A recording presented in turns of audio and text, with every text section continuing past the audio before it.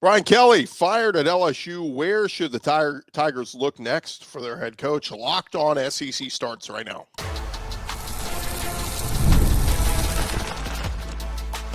You are Locked On SEC, your daily podcast on the Southeastern Conference.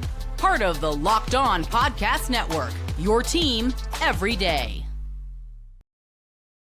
Hey, what's happening, everybody? Welcome into Locked On SEC. It's great to have you guys along. I'm Gordy. Thanks for making Locked On SEC your first listen every day. Shout out to our everydayers. We're free and available wherever you get your podcasts and on YouTube, as well as now the Gulf Coast Sports and Entertainment Network, broadcasting daily across Alabama, Louisiana, and Mississippi, and of course, all across the SEC and the country on YouTube, part of the Locked On Podcast Network, covering your team every day.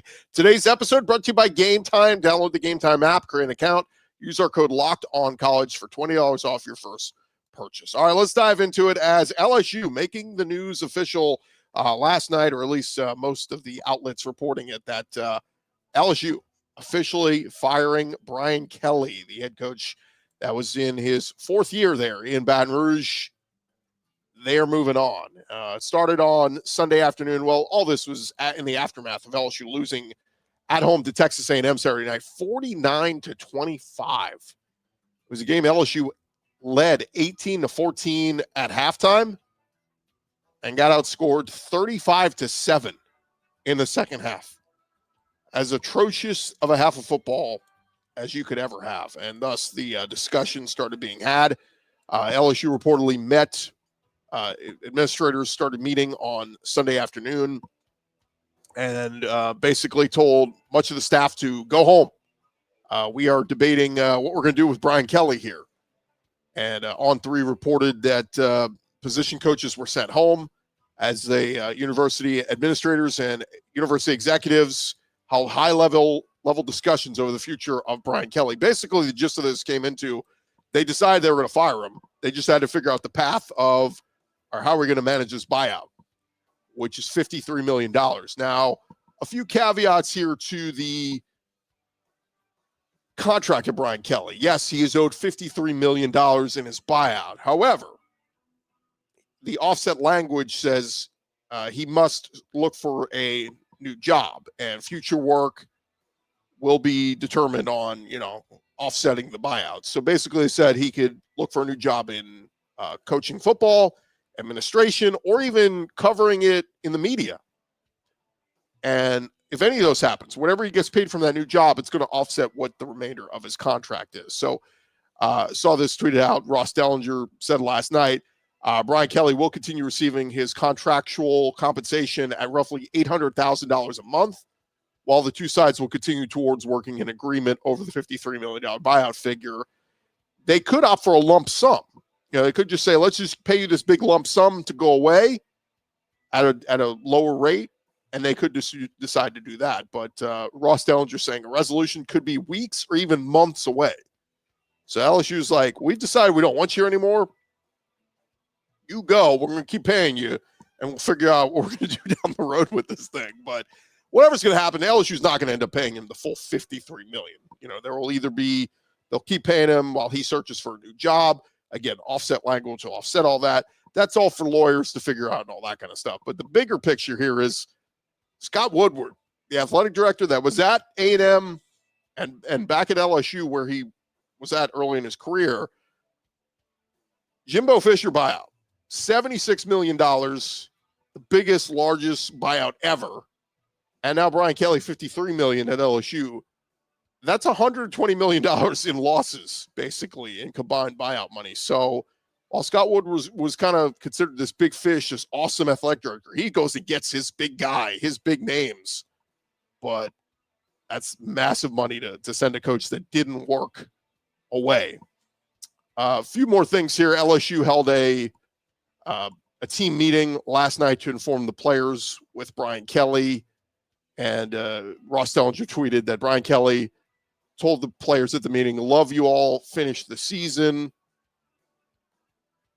LSU did put out a release announcing Brian Kelly's firing, saying terms of the separation are still being negotiated. So that news coming out last night, LSU officially releasing Brian Kelly, and he's been fired. So now the question is, where does LSU go from here? Who's on LSU's wish list? Who is going to be the guy that they are going to want to hire and replace Brian Kelly and can win at a high level? Well, it starts with Lane Kiffin. I think Lane Kiffin is the big name that everybody's going to want. And, of course, LSU has entered the chat. Florida was in the chat. Ole Miss was in the chat. And now LSU enters the chat. There was a report a couple weeks ago that Ole Miss, when Kurt Signetti got his raise at Indiana, that, Ole Miss was ready to ante up and say, okay, we'll go over $11 million a year for Lane Kiffin. That was according to reports. So we'll see. I mean, this is the time. This is paying time for Lane Kiffin. And a few things Lane Kiffin has to consider. Do I want to stay at Ole Miss? Can I keep winning here? Do I have a chance to make the playoffs and win a national championship at Oxford? If the answer to that is yes, then he may just sign a big fat extension, and he'll spend the rest of his career in Oxford at Ole Miss. But if he thinks LSU or Florida could be an upgrade, I think Lane Kiffin has to consider that and say, more resources there, more money, more everything. LSU, a very talent-rich state with nobody to compete with for recruits in the state. There was reports that Kiffin wanted the LSU job a couple years back, almost went there as an OC under Ed Ogeron years ago. So I think that's I think Lane Kiffin's the number one name on Florida's list and LSU's list right now. Again, is he going to leave Ole Miss? I don't think so. Like, read between the lines, it sounds like that they're pretty committed to him. And look, if Lane Kiffin actually regresses and goes 7-5 next year in Oxford, guess what? Nobody's yelling fire him. He's perfectly fine. They'll love him there. I think the next name on LSU's list is John Sumrall at Tulane. Went 38-10 as head coach at Troy and Tulane. He's an hour down the road from Baton Rouge. Nice up-and-comer. I want to say 42, 43 years old. That would be a good name for LSU if they want to go that route. Another name, I think it's silly, and I don't think it's a good name, but John Gruden wants to get back into coaching, and John Gruden wants to coach in the SEC. And look, it would create excitement. I think you'd have a lot of LSU fans run into or buy season tickets and all that if you hired John Gruden. I think he'd be committed to having a good offense, but man, it would depend on who his coordinators are. I almost think it's almost like a Deion Sanders thing. Like, there's going to be a lot of flash and all this. Like, you probably have Barstool Sports doing exclusive behind the scenes and all this kind of stuff. But can you win games? That's a big question. And so, I don't know. But John Gruden, I think it was Lane Kiffin, John Sumrall, John Gruden. Another one that all LSU fans are going to want, Bills offense coordinator Joe Brady. Now, the problem here is the timeline. You probably have to wait until January or February to land him. But Joe Brady is a guy, I mean, it's like he was part of that iconic 2019 team with Jamar Chase and Joe Burrow and all them. And he's a guy that I think LSU fans would very much want. A few other names I'll just kind of throw out there. Alex Golesh at USF. He's 20-14 there. He's done a tremendous job. Great offensive mind. Josh Heupel, disciple. Ran offenses in the SEC. Could score a lot of points. That's what LSU needs. Commanders offense coordinator Cliff Kingsbury's names come up. He wasn't the greatest coach at Texas Tech, but he's a great offensive mind. And again, but he's in that Joe Brady category. You'd have to probably wait until the end of the NFL season for him. I'll put Penn State coach James Franklin on this list, although I don't think LSU would be interested in him. He won a lot of games, 104-45 at Penn State. Mizzou coach Eli Drinkwitz. That one's an interesting one. Is it an upgrade for Drink? Yes. But is that a name that would get LSU fans super excited and running for their phones to order tickets? No offense to Drink. I think he'd do a really good job there. I think he could elevate LSU. 11 wins and 10 wins the last two seasons at Mizzou. He's at 6-2 right now. What could he do with bigger talent and resources? That's a good question. SMU head coach Rhett Lashley. He's 34-14 in 4 seasons at SMU so far. Got them to the playoff last year. UNLV head coach Dan Mullen is a name that's been floated out there. 6-1 at UNLV right now. Of course, went 34-15 at Florida. Had great offenses at Mississippi State where he had Dak Prescott. So, again, maybe not the sexiest name, but Dan Mullen's name is out there. But I think the biggest name LSU needs to at least get a no from. You at least got to get a no. You got to call Nick Saban. He's 73 years old, yes. But, of course, earlier this year on the Pivot podcast, Saban sitting down with Ryan Clark. And Ryan Clark, as Nick Saban talked to him, he said, leaving LSU was, quote, professionally the biggest mistake I ever made. look, Saban could still be coaching at Alabama if he really wanted to. He didn't need to leave there. And I think he's not interested in dealing with this day and age of the NIL and all this stuff. And he seems very happy at College game day. But as Miss Terry said on game day a few weeks ago when the Penn State job opened, what's the number? We haven't even heard a number yet. If LSU wants to open up their checkbooks and give Nick Saban and Miss Terry 15, 20 million a year, maybe you would consider it. But again, pipe dream, but it'd be, I mean, you know, can you imagine the homecoming? I mean, having to play Alabama, like things could get very awkward. So I don't think that happens. Two more names, Louisville head coach Jeff Brom, 25-9 at Louisville, and then Iowa State head coach Matt Campbell at 69-54. These are kind of some of the names I think LSU might be looking for. Who's that guy, that up-and-comer that, given a bigger platform and a bigger stage, could really do something with it? We'll see. I thought Brian Kelly could be very successful at LSU, but turned out not to be the case. All right, still more to come here on Locked On SEC, part of the Locked On Podcast Network, covering your team every day. Hey, what's up, guys? College football is back. Couldn't be more excited. The tailgates, the rivalries, the energy in the stands, nothing like it. And getting actual tickets to games can feel more of a battle than the game itself. Endless queues, hidden fees, prices jumping up at checkout. That's why you got to use our friends at Game Time, the app that gives the advantage back to fans. It is the easiest way to score last-minute tickets at the best prices with no surprise fees. What you see is what you pay.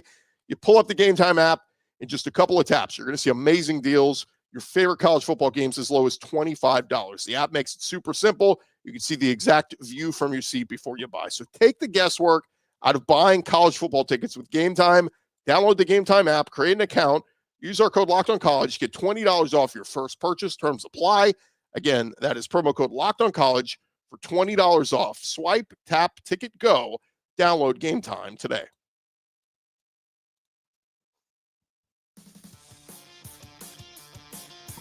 All right, continuing on here, Locked On SEC. Thank you guys for making us your first listen every day. Shout out to everydayers. Keep checking us out each and every day. And we want to dive into our winners and losers of the weekend. And so let's do that. Let's start with our winners of the weekend. And we got to start over in Baton Rouge, where they made it Kyle Field 2.0. Marcel Reed, outstanding game for him in Baton Rouge over the weekend. 202 yards, 2 touchdown passes, rushed for 108 yards and 2 rushing touchdowns. Did throw a couple picks, but big night for A&M as they crushed LSU in Death Valley, 49-25.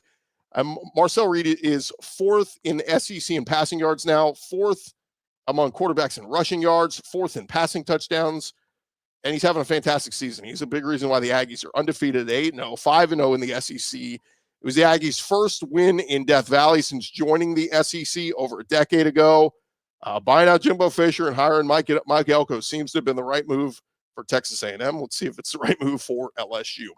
Another win of the weekend, I'm going with Ty Simpson. By no means his best game of the season, but Ty Simpson battled throughout it, throwing for 253 yards, 2 touchdowns, no picks, as Alabama had a fourth-quarter rally to beat South Carolina 29-22 in Columbia and avoided what could have been a disastrous loss. Simpson is 2nd in the SEC in passing yards, leads the conference in passing touchdowns with 20, and he also leads the SEC with just 1 interception thrown in 261 pass attempts.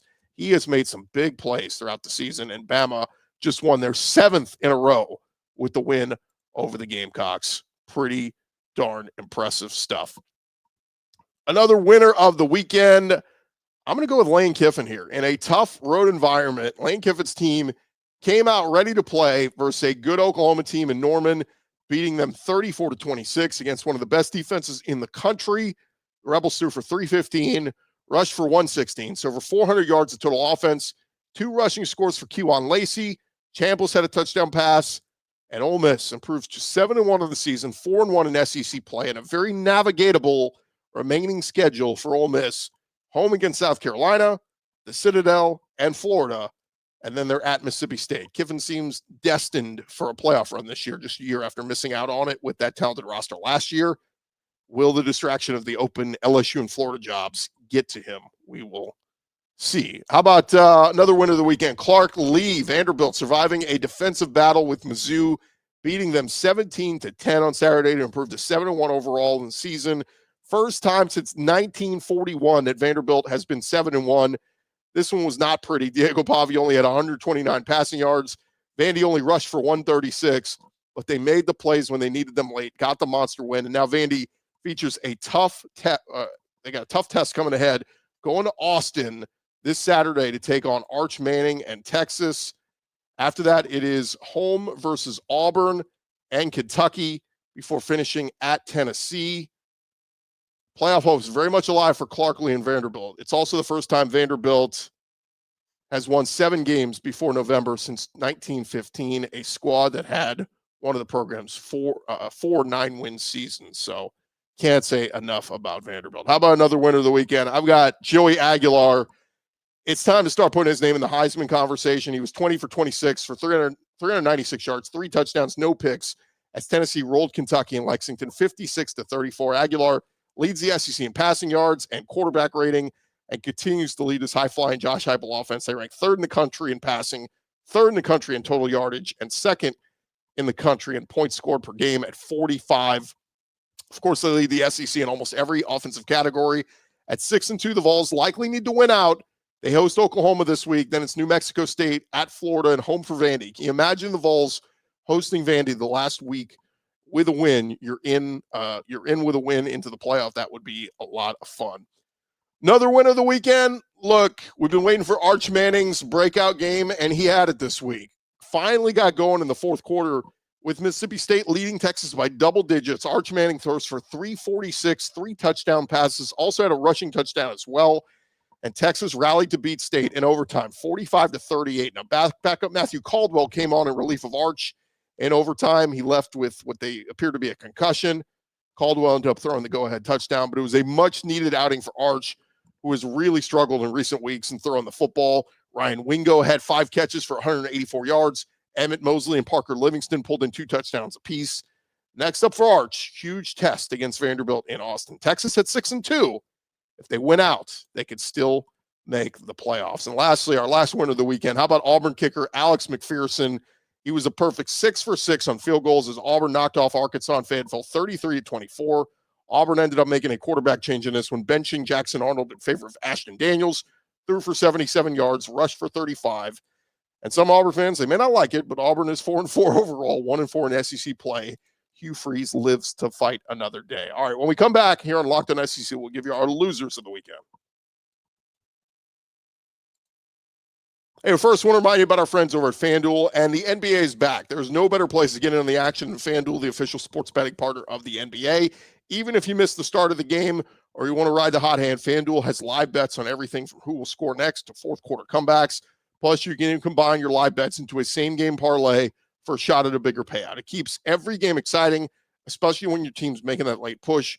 And right now, FanDuel is giving new customers $300 in bonus bets when your first $5 bet wins. So head to FanDuel.com, sign up, and play your game with FanDuel, the official sports betting partner of the NBA. And, of course, they got all kinds of college action and NFL up there as well. It's FanDuel.com, FanDuel.com.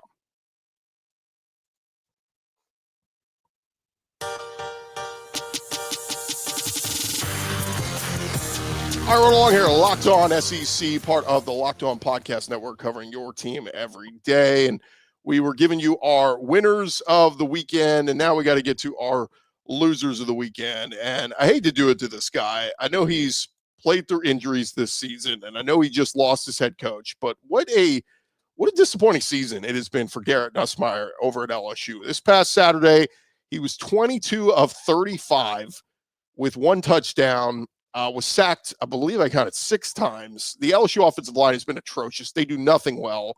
And it's apparent Nuss has been playing through injuries. He had an abdomen injury, his ankle. He's battled through it, but it just hasn't been for much.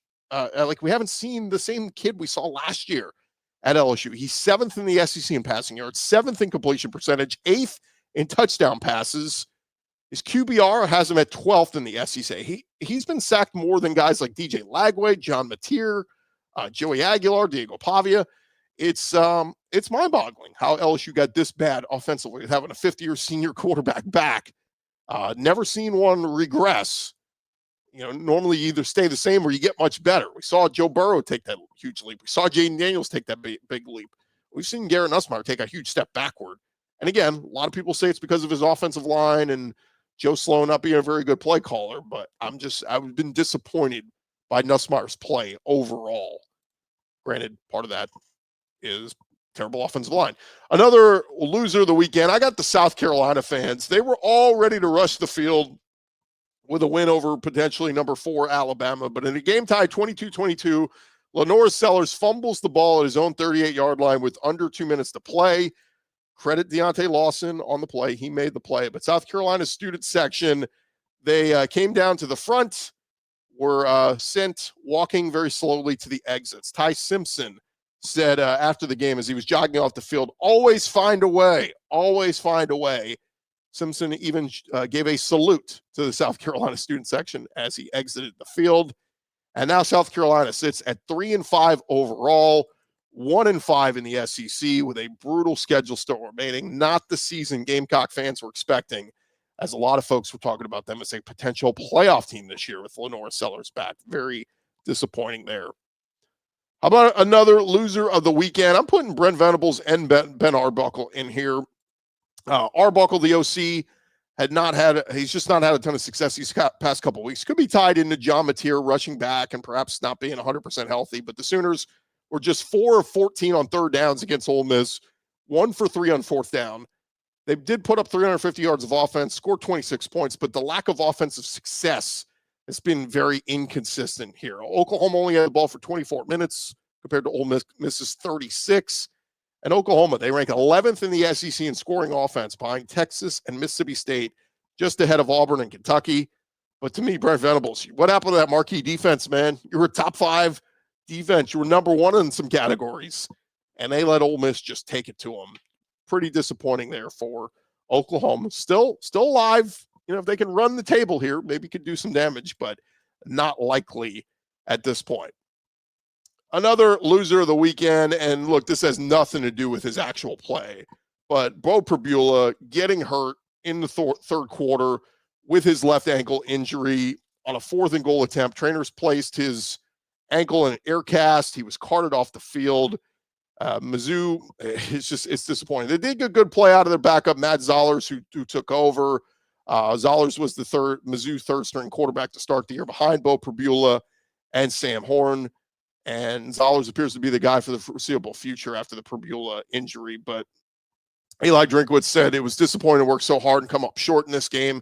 He did say Pribula needed his dislocated ankle popped back into joint and said the quarterback will be out for a while. So we're probably not playing for the conference championship now with 2 losses, but we're darn sure playing for the playoffs. So Drink saying, let's rally the troops, let's make a run, and let's still make the playoff. Have to run the table to do so. Another loser of the weekend, I got Mark Stoops in here. Another loss for Kentucky as they're now 2-5 on the season, 0-5 in the SEC. They still have to play top 20 teams in Vanderbilt and Louisville on the road to finish the year. Kentucky has not won a conference game since September of last year when they beat Ole Miss. Since then, they are 0-10 in conference play. One positive, though, quarterback Cutter Boley, he's played well these past couple weeks. This week, he threw for 300 yards and 5 touchdown passes. So the Wildcats may have found something in their redshirt freshman quarterback, Mark Stoops, likely dead man walking despite a huge buyout looming at Kentucky, but a lot of folks in Lexington ready to move on. And our last loser of the weekend, I got Bobby Petrino in here. Loses to Auburn 33-24. Arkansas now 2-6 on the season, 0-4 in SEC play, and Petrino winless so far as interim head coach. Taylon Green threw for 268 yards, but threw 3 interceptions. Arkansas scored just 3 points in the second half, shut out in the fourth quarter. So, look, that was a winnable game against Auburn, and Petrino just could not get it done. So, well, look, it was a fun story, but I don't think he is going to be up for that job. Lastly, before we round things out, let's take a look at the polls that came out yesterday. AP poll, not a lot of change up top. They got Texas A&M at number 3, Alabama at number 4, Georgia at number 5, Ole Miss 7, Vanderbilt 9. So that's 5 SEC teams in the top 10. Tennessee coming in at number 14. And then a logjam at 18, 19, 20. It's Oklahoma, Mizzou, and Texas. That's the AP poll. And the coaches poll, pretty similar. A&M 3, Bama 4, Georgia 5, Ole Miss 8. They got Vanderbilt outside the top 10 in the coaches poll. They're at 11. Tennessee at 14. Oklahoma at 18. Texas at 19. And Mizzou at 20. So obviously still a lot to shake up here. LSU falls out of the top 25 for the first time this season in taking their third loss, and obviously firing Brian Kelly and moving on from him. But that is where it shapes up. And to be honest, it's going to be a lot of fun over these next couple of weeks to see how this thing plays out with the standings in the SEC and who's going to end up going to Atlanta, because we know Texas A&M is still they're the SEC's lone undefeated team. So, good chance even if they won the table, but if they take one more loss, and keep in mind, they got to go to Austin for their last week of the season, could they end up a one-loss team? And then you start to get into all the tiebreakers. Bama is 5-0 in the SEC. Georgia and Ole Miss at 4-1. Vandy and Texas at 3-1. So it gets into a situation too of like, who doesn't want to go to Atlanta? Like, yeah, it'd be nice to go win the SEC and get a first round bye, but also you got to go play another game. And what happens if you lose the SEC championship game? Could potentially, if you're a 2-loss team, take a third loss. I think some teams are going to look at this and say, you know what? I'm good on Atlanta. Let me just hang tight here at home. I'm going to get ready, possibly host a first round playoff game. So that's going to be really interesting to see how that plays out in the next couple of weeks. But the teams alive for Atlanta still: A&M, Bama, Georgia, Ole Miss, Vandy, Texas. I think those are kind of your most likely. Tennessee's 3-2 in the conference. Mizzou, Oklahoma at 2-2. So I think it's some combination of those teams at the top. Most people picked Alabama, Georgia as another rematch of that traditional matchup we had so many times. And of course, they played each other earlier this year. Could we see a rematch there in Atlanta? A lot can happen here over these last couple of weeks. I'm Chris Gordy. Keep it locked right here to Locked On SEC for all the latest news on the LSU coaching search, the Florida coaching search, and much more. This has been Locked On SEC. We will talk to you guys tomorrow. Come on back and see us.